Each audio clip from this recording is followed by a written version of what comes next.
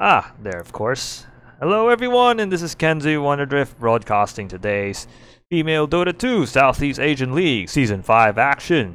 We have Team Artemis versus Team Mint AU. And as you can see, I'm currently using my webcam. I'm just testing my webcam if ever it's going to be quite helpful. And yeah, I just want to do some little experimentations with it.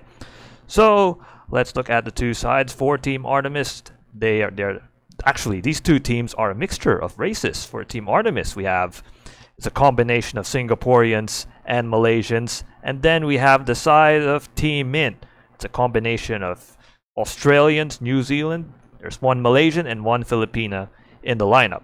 So let's look at the situation for both teams as we look at the current standings in this FSL Season 5 action. There, as you can see, in the Southeast Asian region, Pacific Pink dominating with 8 wins at their disposal. No draws and even no losses. It's a clean slate for them, and they're atop of the table with 24 points. And Artemis and Mint are currently trying to claw their way on the #1 seed, with Artemis amassing 7 wins, 1 draw and no loss. And now they've already have 22 points, with Mint AU currently sitting at 3rd, 6 wins, 2 draws and 0 losses. Combine them all, you have 20 points. Each victory is equivalent to 3 points, and each draw is equivalent to 1 point. So this is a very crucial match because you certainly would like to assert yourself as a more dominant team. And you would, if you're Mint AU, if you've managed to give a draw, or if you kept on winning against Artemis, if you sweep Artemis 2-0, then you'll hand Artemis their first loss, and that would mean Mint will go above them. Now, if Artemis, if they've managed to get a 2-0 sweep on Mint, then certainly they will have the upper hand, and they'll maintain that 2nd seed. And as long as Pacific Pink does not incur any defeats, then they'll stay at #1. And Mint has to be cautious about this game, because if they lose, then Where to Feed might slowly climb over them. So let's go to the match action as we now transfer to the Dota 2 client.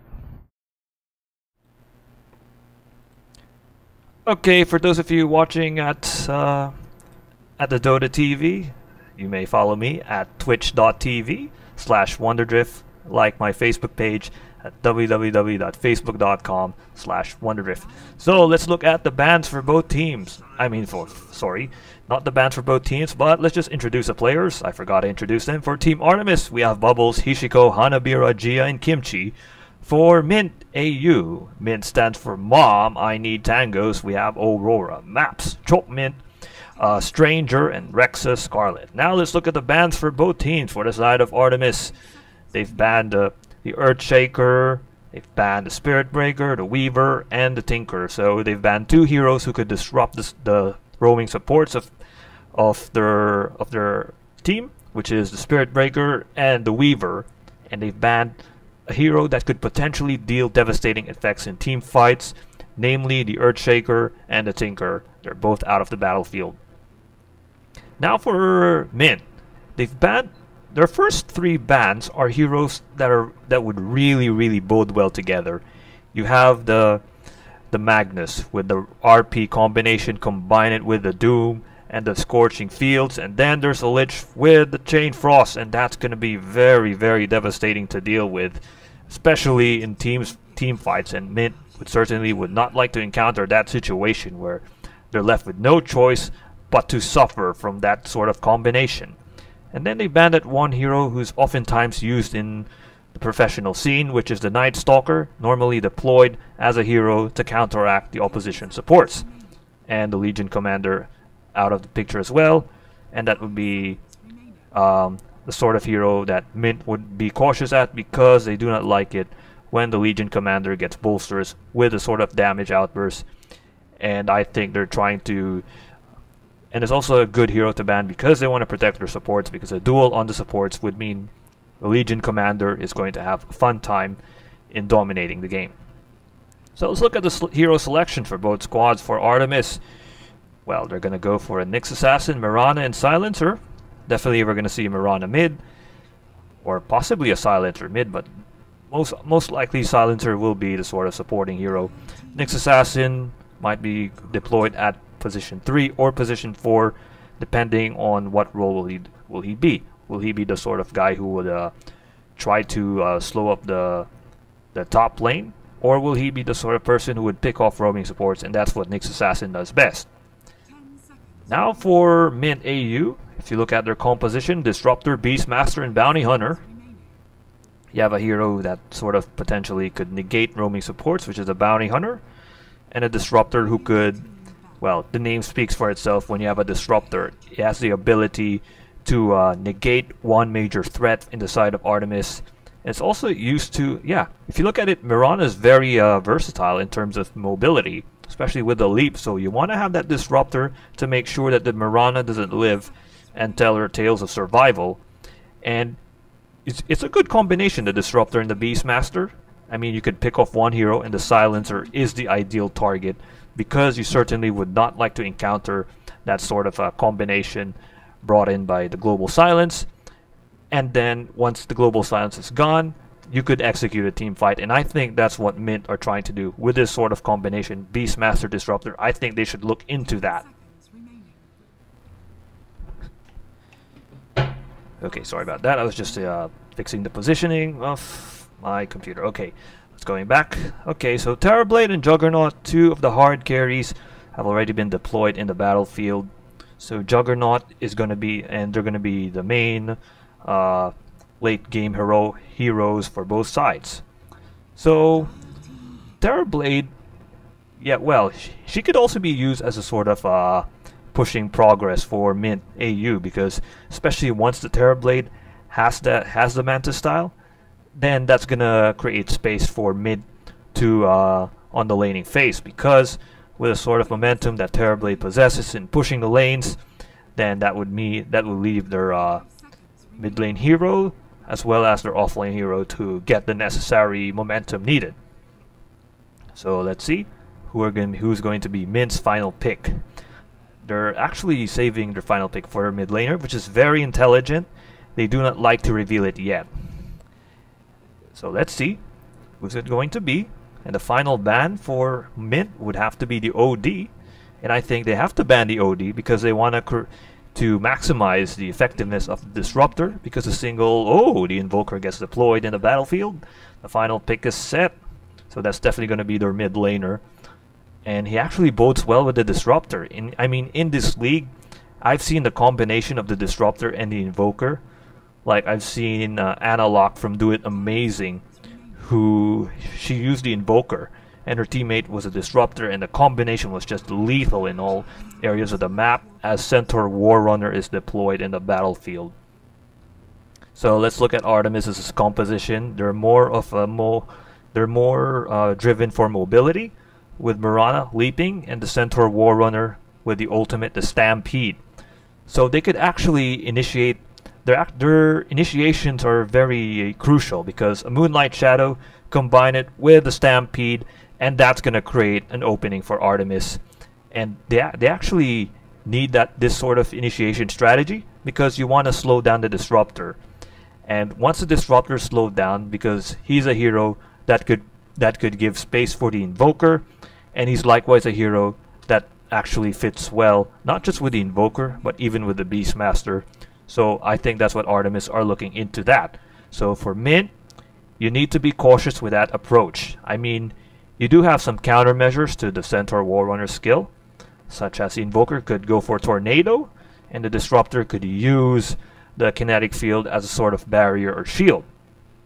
And of course, there's the Hawk. The Hawk is going to be that sort of difference maker, because it could be the scouting intel that Mint would use against Artemis, and they need to maximize the Hawk efficiently if they want to slow down the Moonlight Shadow and the Stampede combination. So ladies and gentlemen, let the games begin.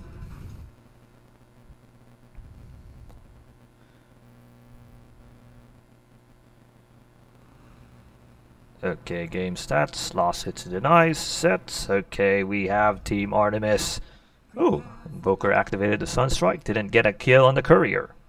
The Courier managed to keep herself alive. So, Artemis representing the Radiant. Now let's introduce the two players. We have Bubbles as a Juggernaut, Hishiko as a Mirana, Hanabira as the Centaur Warrunner, Gia as a Silencer. Now we have Kimchi as a Nyx Assassin, and for Mint AU they represent the Dire, with Aurora already poaching at the fountain, intimidating the opposition with Sunstrikes. And then we have Maps as the Bounty Hunter, Chokmint as the Beastmaster. That would mean Stranger as a Disruptor, and Rexa Scarlet as a Terrorblade. So it's going to be an interesting affair here, especially knowing that there are 4 heroes. Yes, 4 heroes in the side of Artemis. It's going to do something fishy. Let's see. Oh, this is going to be an aggressive bounty approach, and Rexa Scarlet very intelligent to back off. And she certainly would not be given space to get that bounty rune. So Scarlet will definitely not get it, even though she has Stranger at her side, and Bubbles gets the bounty rune. So it's a slight bounty advantage for the side of no, it's not slight, because if you look at it, wait, where's the bounty here? Wait, I'm searching it. Oh, it's actually okay. Yeah, it's a slight bounty advantage for the side of Artemis, because they secured a bounty here, and they secured a bounty in this area as well. Now the mid lane wars, we have Hishiko versus Aurora, and we have Gia as that sort of roaming support. But here comes a backstabbing Kimchi, and Aurora has to be cautious. So it's a 3-on-1 in the mid lane. Or maybe not, as Kimchi is just rotating and Gia is just there to intimidate the opposition or confuse anyone from the side of mid. Top lane, it's going to be Hanabira as the offlaner against Stranger and Rexa Scarlet. Bottom lane, we have Chokmint as the offlane against Bubbles, Gia, and Maps as the roaming support. So it's going to be an interesting roaming support matchup, especially Kimchi doing her job, which is to deplete the Invoker's mana. And remember, Invoker early in the game does not have that sort of advantage in terms of vitality signs, because if you look at it, he's very squishy. And if you're the Invoker, you certainly would not like to use your spells early in the game, because Invoker is very item dependent. Like, he needs the items in order for him to maximize all his abilities, his flexibility, his invoking abilities in the most efficient manner. But here comes Kimchi. There's another mana burn on Aurora. So Aurora struggling, and this is what Artemis are doing. They're using Kimchi and the mana burn to rotate around the map and slow down Aurora, and which is good, because you certainly would not like Aurora to get these sort of mana advantages, and with that sort of mana, well, if she keeps on constantly regenerating mana, then she could rotate around the map and help her teammates, especially in team fights, as Gia gets spotted here by Maps. And let's see. Nope, not going to be any assault. So this is going to be like a major cause for concern if you're the side of Mint. Like, how will you maximize the Invokers efficiently, especially knowing that you have, where's Kimchi? Yeah, we have this nuisance called Kimchi, who's doing her best, which is to make sure that the Invoker doesn't get bolsterous early, which is happening right now. She's struggling. I mean, she does have the Null Talisman that serves as a sort of mana regeneration. So now Maps with a double damage room. Will she get a pick-off in Hishiko? But it's not going to be likely that there's going to be a pick-off, especially with the low mana on Aurora. Well, she could use a Forge Spirit or a Cold Snap any time, but if she's going to go for a Sunstrike, she has to use Invoke, so that's going to be another cost of mana. It's a minus 60, but I think Mint has some other things here. He has some other shenanigans, and that's where what she's looking at. There's a Courier, and Hishiko got it, but no, Maps. Oh, Maps didn't get that Courier. That would have been that would have been a good pick-off. So far with Hanabira here on the off lane, I was expecting that she'd be in a slight struggle, especially knowing that she's on a 2-on-1 situation. But she's managed to keep her head high, and Chokmint doing a good job as well. I mean, 5-2 is a score, but yeah, that's the fact that she's able to survive as the off lane, together with even Hanabira doing the same. So the off lane wars is a bit evenly matched, and I hope it's gonna last like long. Oh, here's Aurora getting pressed on once more, and she's out of mana. She won't be able to transform her spell, so a Sunstrike is not gonna be applicable anymore. I mean not applicable in the entire match, but in the early attempts, if ever Mint are gonna find an easy prey who's low in HP. But now with this sort of tactic, I like what Artemis is doing. They're slowing down the Invoker. They know that the Invoker is going to be a major threat, and just gobbling all the mana away from her, yeah, it's really helpful. And look, it's down now to 5 in terms of mana outputs. Now we can see a brawl anytime. Here comes Gia.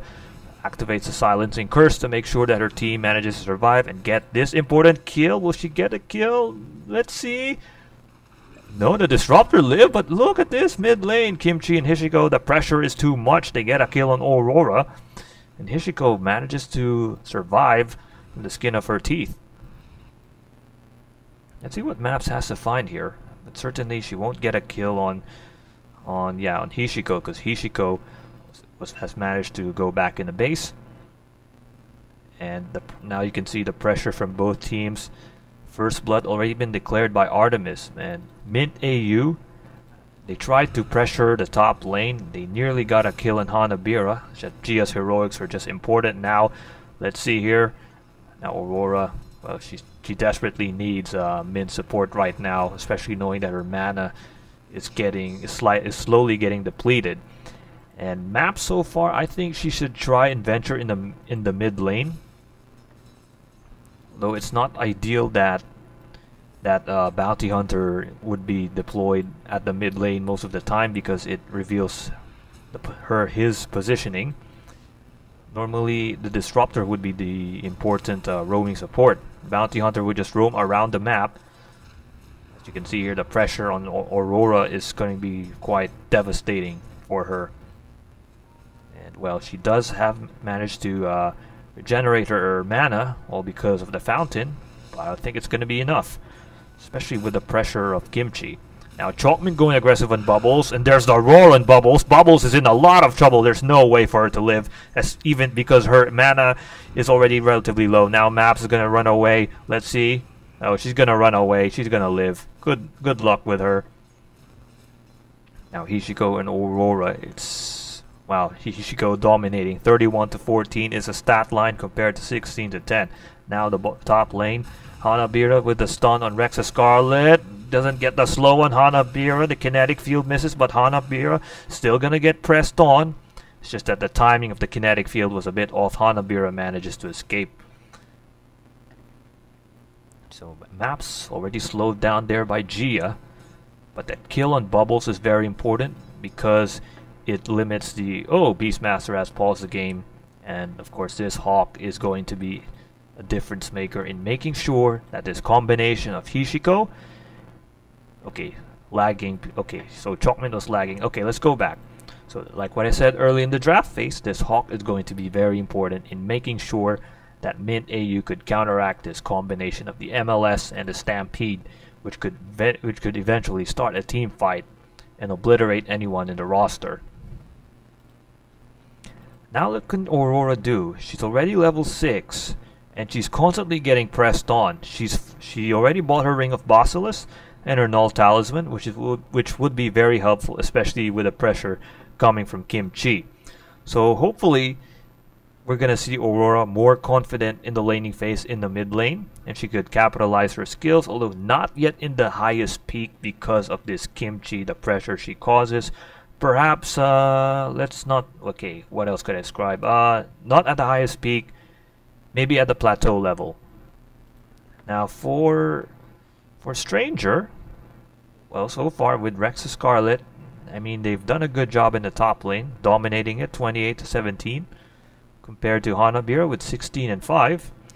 So it's a good sign for their Terrorblade to get bolsters, especially knowing that Aurora is currently struggling, especially with the pressure from Hishiko. So this would be a space generated for Rexa Scarlet. Then we shift to the bottom lane. Bubbles, let's see, Bubbles is opting for an item, Wraith Band, and a Yasha, so she's gonna go for, chances are it's gonna be a, okay, they're gonna go back. It's either they're gonna go for Sanjin Yash, or we might expect Bubbles to go for a Battle Fury, which is a typical Juggernaut item, or maybe a Heaven's Halberd. We still don't know what this Juggernaut is gonna bring at her arsenal.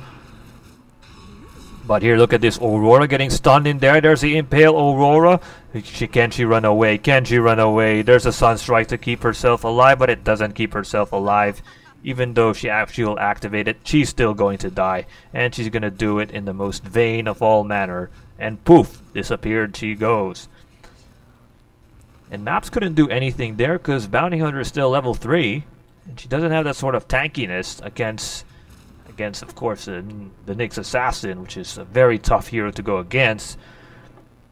And the fact is that she's still level 3, and there's nothing else she could do to protect her teammates. And remember, there's a Dust of Appearance to make sure that the Invoker doesn't turn invisible. As you might see, a gank on Chalkmint. Chalkmint, can you run away? Chalkmint, oh, there's a curse activated on Chalkmint. Bubbles already whirling around, and Chalkmint goes down. She goes down, and Bubbles gets a crucial kill. So revenge kill by Bubbles. Now let's see. So of course now this is what you want to see. The pressure from Artemis early in the game. Now they're gonna rotate early. So let's see if they could counteract this sort of strategy. I mean, the strategy was to make sure that Aurora doesn't make any impact in the mid lane. And once she doesn't get bolsterous, they're gonna start rotating. On the other hand, mid AU, while that's all happening, Rexus Scarlet is gonna have space needed to farm. But so far, what Artemis are doing is that they're trying to dominate the mid lane, and they're going to do so in the bottom lane as Bubbles gets roared upon, and Aurora gets a crucial kill, and that's a sweet, sweet revenge for Aurora. And the timing of the Sunstrike and the roar is perfect there.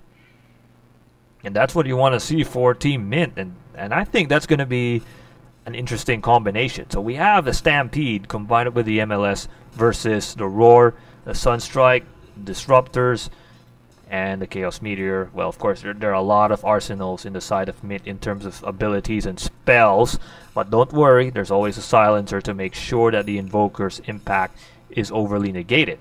To be honest, I'm surprised why did Mint opted for picking the Invoker, especially knowing that you have this silencer, which is a good counter as Kimchi's going to get surrounded in here. Kimchi, oh, she's not going to get surrounded. She just manages to keep herself alive, and she manages to run away.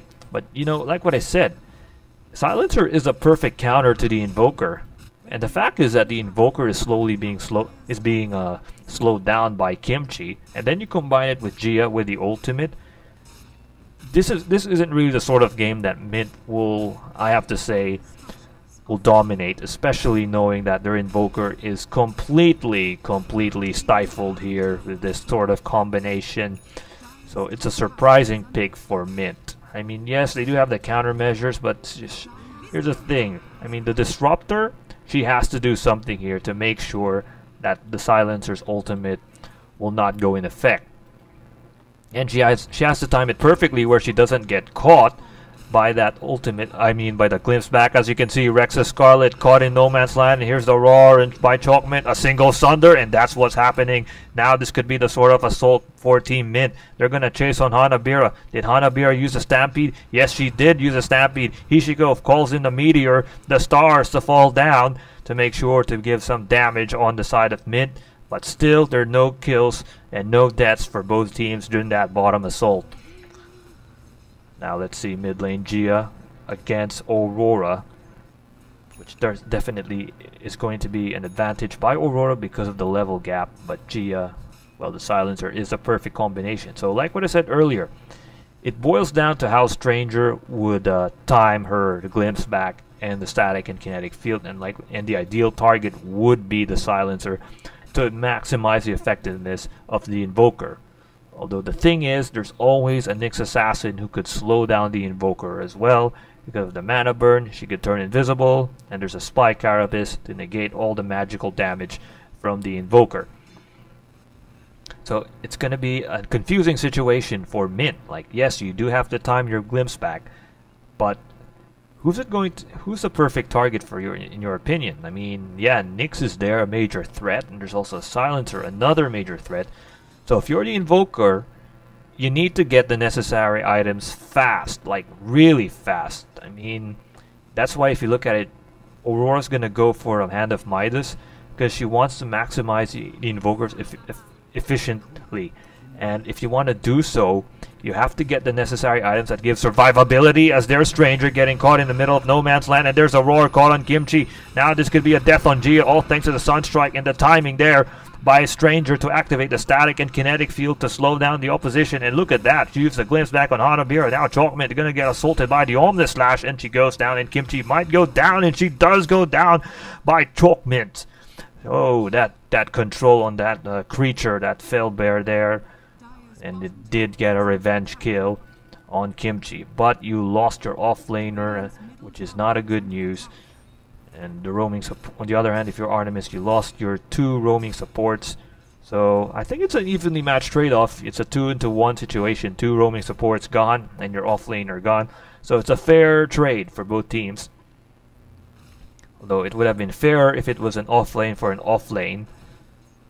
It would have been disastrous if it was a support for a hard carry, as Bubbles gets caught in there, and now she's forced to rotate around, but it's not gonna help her survive as Maps catches her off guard.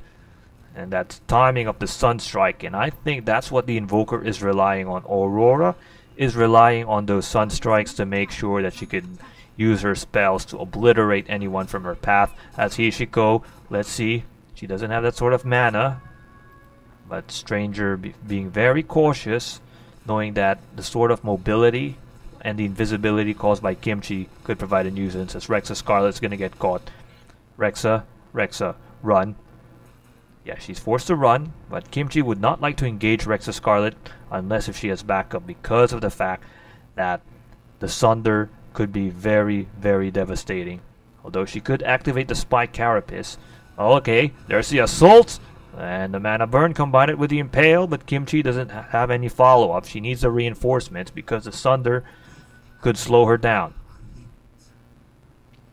So Hishiko already tracked, and because of that track, it forces Artemis to go around her. So let's see, and the sort of pressure caused by Team Artemis in the early game in the mid lane and even at the bottom lane, it actually gave them space to push in the top lane. Even though Rexa Scarlet has managed to try to defend it, but the thing is, the pressure from the bottom lane, it forces Rexa Scarlet to rotate in the bottom lane, so she has no choice but to leave the top lane. And Artemis, you know, the rotations are winning for them. It's a victory in the mid and the bottom lane, and right now it gave them space to push in the top lane. I mean, yeah, they allowed Rexa Scarlet to get that farm in the top lane, but they forced Rexa Scarlet. As you can see, Gia gets caught here in no man's land. Gia, can she run away? Even the lightning ball in her head wouldn't be enough to kill her. Now the tier 1 tower in the mid lane is under assault, and if you're Mint AU, you need to take this objective. You must take this, because you have not taken, well, you did take the bottom lane. Now this could be a 5-on-5 brawl here. Let's see. It's going to be an interesting assault. And Chalkmint dodges that Sacred Arrow. Now Hishiko going head-to-head with Rexa Scarlet. There's the Impale as a sort of defensive measure. Oh, look who's caught in the glimpse back together with the static and kinetic field. There's a global silence as a countermeasure, but it's not going to be enough as Hishiko gets obliterated to shreds. Now Hanabira charging it further forward, and here comes the Omnis Slash. Now the comeback is set, but no, the Sunder from Rexa Scarlet says, I'm going to make sure you don't get a kill on me, and she does manage to live. Now Stranger's about to go down, the whirling axis doing its job. Oh, it does get a kill. Now Hanabira with a stun. Now this could be, oh, it's a 3-on-1 trade-off. And if you look at it, only one member from the side of Mint went down, and now Kimchi pressing on and the wounded on the side of Mint AU. And now, but she's not going to finish it off. Now Chalkmint being very aggressive, knowing that Kimchi doesn't have the mana. But Gia's there trying to protect her teammate. I don't know what. Oh, there's the Roar activated that with that. Oh, the Sunstrike kills Gia, burned alive. And Chalkmint with the timing of the Roar. So that's 4 down on Team Artemis. And those are 4 important heroes. I mean, it was looking like Artemis were actually doing well on the offensive. They actually defended this tier 1 tower in the mid lane well. They lost the Mirana because of the static and kinetic field combination. They had the global silence so they could, you know, initiate an offense, but it wasn't enough even though the Omnislash was set, because you had this Rexa Scarlet who was able to use her ultimate to provide a sort of survivability, which was helpful. And then you have the Bounty Hunter doing the pick off. She just kept on picking off anyone from Team Artemis as they tried to charge in forward. And then certainly the Invoker, my goodness, her timing of the spells is quite used as a sort of maestro. She is a maestro conducting the sort of spells with efficiently as Bubbles. Well, I thought she's gonna get caught there, but she still manages to keep herself alive. Well, it was a good clash on the side of Team Mid. I mean, it was looking like it was going to be a bad news, especially with the combination of the global silence and the Juggernaut's ultimate, the Omnislash. Now Hishiko's gonna get stalked in here. He gets a stun on Stranger, but Hishiko doesn't know. But of course, a leap out keeps her alive, and there's a track. And then look at this, Hanabira gets a kill on Aurora. And her killing streak is already gone, but the tier 1 tower in the mid lane is gonna go down, so Aurora sacrificed her life here so that her teammates could push the mid lane. So, okay, so you lose Aurora, your mid laner, for the sake of this tower, but no, the tier 1 tower in the bottom lane is going to get assaulted. There's a Moonlight Shadow to keep the entire side of Artemis alive, but no, the Glimpse back catches Hanabira, but the positioning was bad for the Glimpse back, but she's still going to get caught by the Roar in there with the global silence set, but it's not going to do any dividends for the side of Team Artemis. Now Team Mint going to go on the offensive, and Kimchi forced to use her Impale. She's going to get tracked down. She's going to get easily chased upon, but the Shrine intimidating anyone from Team Mint to advance further forward and do the necessary damage. So let's see.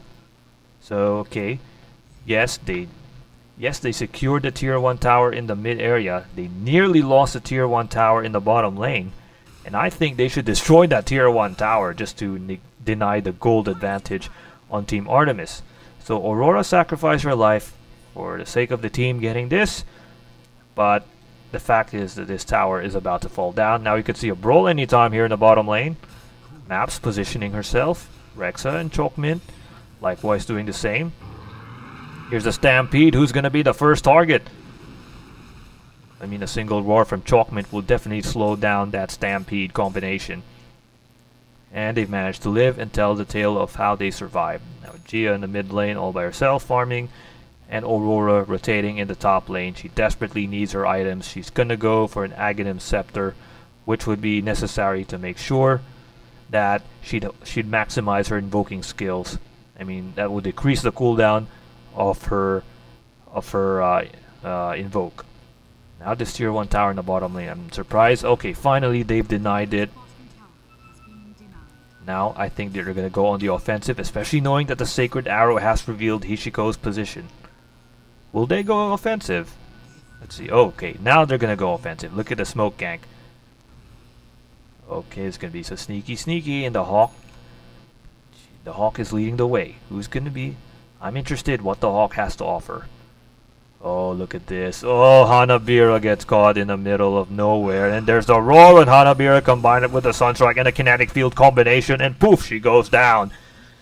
Gone she goes. All the way to the afterlife. Now the mid lanes. Ishiko versus Aurora. There's a Tornado. And Aurora getting confident because of the fact that she has the Aghanim Scepter. And look at that. The Chaos Meteor has been unleashed.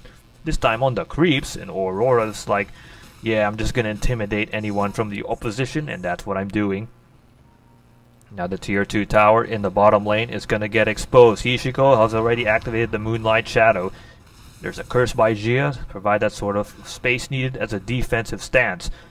Of course, the sort of the illusions of Rexa Scarlet are trying to push through the lanes, combine it with the bear, and that's what what Mint AU are relying. They have a pushing strategy with the Terrorblade and with Chalkman, and now here comes the Global Silence combined with the Stampede and the Omnislash, and catches two heroes off guard, and now Chalkman forced to teleport away, and that's not a good situation for Team Mint. They're forced to run away because of Hanabira with Activate the Stampede combined with Gia and the Global Silence, so they went very aggressive on that, and Bubbles activates the Omnislash, and there's no way for the Disruptor to activate her spells, nor the Terrorblade to activate her spells as well because of that Global Silence. So the timing of the spells has been very, very helpful for Artemis in that brawl in the bottom lane. And not even Aurora could do anything there because of the fact that she was affected by the Global Silence. So she wouldn't be able to use her Sunstrike to make sure that someone from Artemis would run away out of intimidation, but still that doesn't happen. So now with that sort of defeat on the side of Team Mint, they are aware that that Stampede, MLS, and Global Silence combination is lethal. Here's the thing though, Stampede, let's see the cooldown. Oh, it's actually a very slow, very low cooldown. It would just take like a few seconds before it goes back. So yeah, Team Artemis are going to rely on that situation. But look, they're going to go a pick off here. There's going to be a pick off on Aurora, but in return Kimchi might get spotted, but Aurora forced to retreat knowing that there's something fishy here, and she manages to catch it. Now Juggernaut's ultimate 27 seconds down, the Global Silence already 32 seconds down, so they're gonna wait for their ultimates to be unleashed, and Mint has secured the tier 2 tower in the bottom lane. But in return, Artemis are gonna secure the tier 2 tower in the mid lane. They're gonna assault it. Well, remember the cooldowns. Oh, 8 seconds for the cooldown, 14 seconds for the cooldown. Moonlight Shadow is well prepared. So this is going to be like, now Maps has to be cautious. There, gets caught by Hanabira, and there's of course the Sacred Arrow to make sure that Maps doesn't survive. And of course Maps goes down, and she used her track to reveal her position, and it wasn't a good way to reveal her position, as she gets caught by Hanabira. You use the Blink Dagger to make sure she doesn't live and survive. Now let's see with your Team Mint what you could do as sort of countermeasures. This combination from Hanabira and then the Global Silence set. So here's the thing though about the side of Mint. Like, sustainability wise, it's not going to be, well, they still are in a disadvantage, because if you look at Terrorblade is sustainable because of the Sunder. The problem is, if the Sunder isn't there, then the Terrorblade is ineffective. And the Sunder would oftentimes not be there because of one hero. And that's where you're looking at. There's Gia.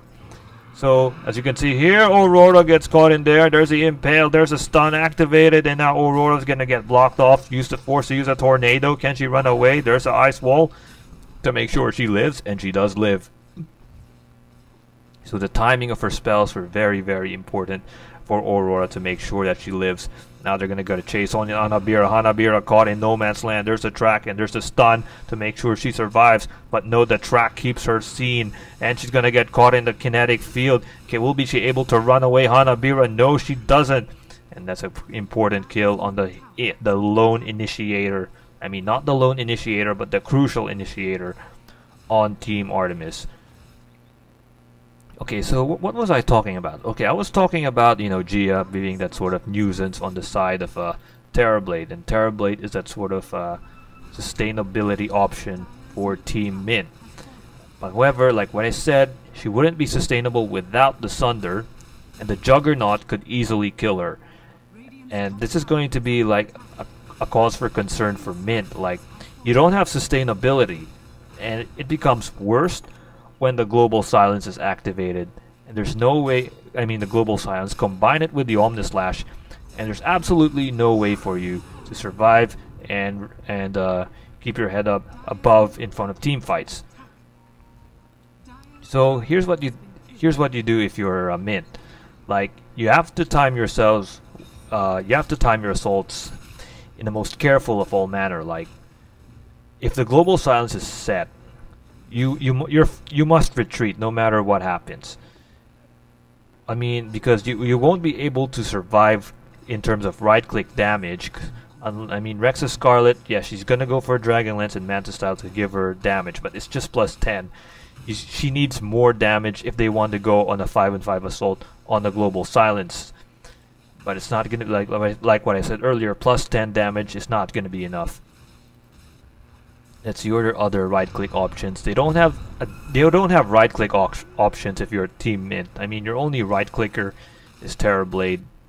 Beastmaster, well, Beastmaster isn't really deployed as a right-click hero because of the fact that she's more reliant on her abilities. So So the lack of right-clicking options for Mint AU, I mean, like what I said, it's only Rexa Scarlet is going to be the right-clicker for them, is like some cause for concern, which Artemis could capitalize. So let's see, Tier 2 tower in the mid lane, and now Gia gets caught in the kinetic field. Now she's going to get tracked down, but she manages to keep herself alive, all thanks to the NLS. And she even survived the Sunstrike, and the Sunstrikes have been very spot on in this game, as Hishiko gets a stun on Chalkmint, but it's not gonna lead to an assault for both teams. I mean, let's see if Gia has the Global Silence. Oh, she doesn't have the Global Silence, and that could be the sort of opening for Team Mint. So they're gonna wait for the Global Silence. I think that's what they're going to do. They're gonna wait for the Global Silence to disappear. And once it disappears, then they start assaulting because they could release Havoc with their abilities, as Kimchi and Maps have spotted each other. Actually, Kimchi has not spotted Maps, but Maps has an eye on Kimchi. Let's see. Oh, the Vendetta is activated, so they won't spot each other. But Kimchi could get a pick off here. And there's the ideal target, with the Hawk providing that intel. It's not going to be easy for Chalkmint, but Chalkmint doesn't have... Okay, what are these two doing? What are these two critters doing? Chalkmint very intelligent, separating the entire team. But she's gonna get stalked in by Maps. I don't know how Maps was able to catch Kimchi, even though they don't have detection. Moonlight Shadow is activated, so we might go for a brawl. Oh, this is gonna be an interesting game of CIA action between the two teams. It's a battle of intel. The Moonlight Shadow doing its effect. There's a sentry ward there. Let's see. Artemis gonna look for prey in the jungle, but so far they're not gonna be successful in doing so, as Team Mint have successfully read their game plan. Now Mint is gonna go on the smoke gank, and they're gonna try their aggression and find a pick off here on the side of Artemis. Let's see if they can find an easy target. Will they? Perhaps not. Oh, perhaps they could. Hishiko is caught here. Oh, Hishiko. Hishiko, you're forced to run. There's a roar activated on Bubbles, and now Gia activates a Global Silence to keep the team alive. And this is what I'm talking about. The timing of the Global Silence is doing its damage, as Rex's Scarlet couldn't. Oh, now she activates a Skunder, and Stranger activates a kinetic field to keep her team alive. And Bubbles activates her ultimate to obliterate two members from Mint AU, and Mint AU have already lost two important heroes. Now the Invoker comes late here, but it's not going to be enough. Make that 3 down on the side of Mint, and that's what I'm talking about earlier. The fact that the Global Silence is creating space for the side of Team Artemis to completely slow down Mint, and Mint couldn't do anything. See, the Invoker was forced to retreat. Everyone on the side of Mint was forced to retreat, and it looked like as if the Global Silence timing was a bit off because of the fact that the kinetic field was already activated. But the fact is this: the damage has already been done by Artemis, and because the damage has already been done, then it wouldn't be enough for Mint to survive on that assault. As look who gets caught, it's Maps. He does manage to live, but they're gonna get Roshan. Bubbles will get it definitely. And like what I said, the lack of sustainability and right-clicking, and they have to rely on the Sunder, like we've seen earlier in that clash. It was the Sunder that actually kept Mint's hopes a bit alive, but the fact is the Global Silence combined with Mirana's Meteor Shower was enough to do the damage and make sure that no one from Mint lives. And that's the story of the brawl. Now, Artemis, knowing that the Aegis of the Immortal is at their hands. They can now push through here. The tier 3 tower is gonna be next on the line. Will it survive? We don't know. Well, hopefully, if you're Team Mint, this tier 3 tower lives on. So what can maps do here? Well, she has an important role of roaming around the map and making sure that, oh, she gets caught there by bubbles. Oh, a single arrow could be devastating on her, but no, she manages to live, but she's still getting caught by the dust of appearance and Kimchi stalking her path. But remember, oh, there's a track back, and of course, now we can see the death of maps. No, she lives, all thanks. Oh, that's what you want to see, the Invoker activating all her spells to make sure that the Invoker gets obliterated, but there's a Juggernaut providing that sort of insurance policy. I'm the backup, and I'm going to protect my teammate. And she did get a crucial kill on Stranger. But that's what you want to see. That's the combination that I've been wanting to see. Invoker, Disruptor.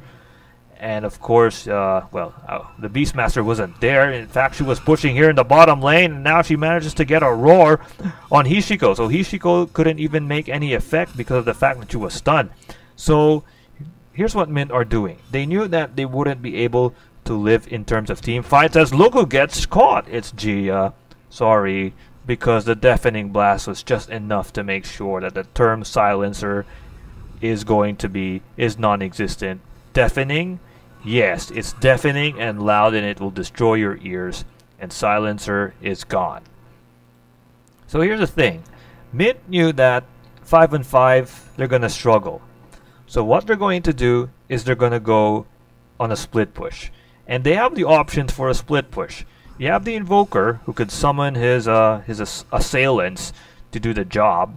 You have the Beastmaster, likewise, who could do the same. And then you have the Terrorblade with the Manta style and the Illusions doing its job. So Mint, they're gonna rely on the split push. And if you're okay, Aurora, oh, there's the Impale activated. Oh, the Sacred Arrow slows her down. Now Aurora's in a lot of trouble, and there's no way for her to live, especially with the Sacred Arrow stun duration. It's just too high, and she gets wrecked apart. Now they're going to push through the tier 2 tower in the top lane, but look who's there on the drawbridge here in the bottom lane. Mint going aggressive with this split push approach. Will it pay off? Will it confuse anyone? But Hanabira gets a crucial stun there, but it's not. There's no follow-up damage. Can Team Mint push through this? Can they destroy this tier 3 tower in the bottom lane? There's the glimpse back activated on Hanabira. Hanabira caught in the middle of no man's land. She goes down together with Bubbles. Bubbles forced to activate her Omnislash to make sure she survives. And now she whirls around to make sure that Rexa doesn't activate her ultimate. Oh, and the global silence. The timing of the global silence was perfect. And Chalk Mint definitely not going to survive through that. And Hanabira forced to use her buyback to make sure that Artemis survives. Well, Team Mint were able to secure the tier 3 tower. They're able to get the objectives. But no, Hishiko has just pushed through the top lane. Destroys the barracks here. It's easy food for Hishiko. And remember, Hishiko wasn't even involved in this assault in the bottom lane. So what happened was that, yes, the strategy was working. They got Hanabira with a static kinetic field combination. But then here's the thing. The global silence, and that changed everything. And boy, you have to give Gia a medal in this game, because the way she timed her global silence was enough to make sure that that Scarlet does not get her ultimate set. And without the ultimate, she's inefficient. That's what I've been reiterating throughout the entire game. And now Bubbles is going to take through the tier 3 tower. Now Mint gets caught in there. There's a Stampede activated. That will force Mint to charge in forward in the map. They're not even prepared with this assault, and Aurora is just frantically pressing on whatever button that she wants as the tier 3 tower in the mid lane goes down. Now they're going to go through the racks. The racks is under siege. If you're Mint, oh, there's Hanabira blinking in with a stun, intimidating anyone from the side of Mint.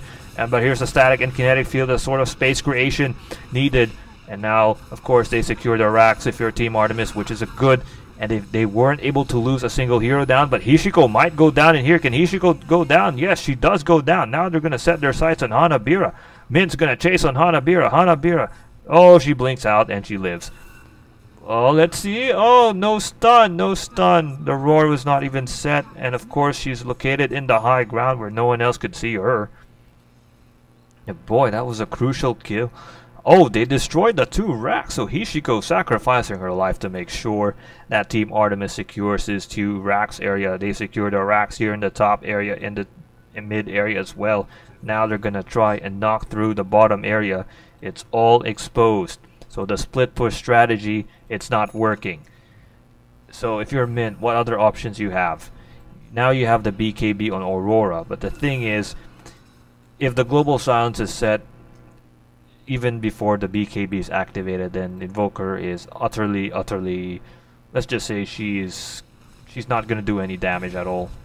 I mean, right click damage, yeah, but the thing is, Mint doesn't have right click damage to survive on a global silence assault, and as you can see, they've already felt the effects.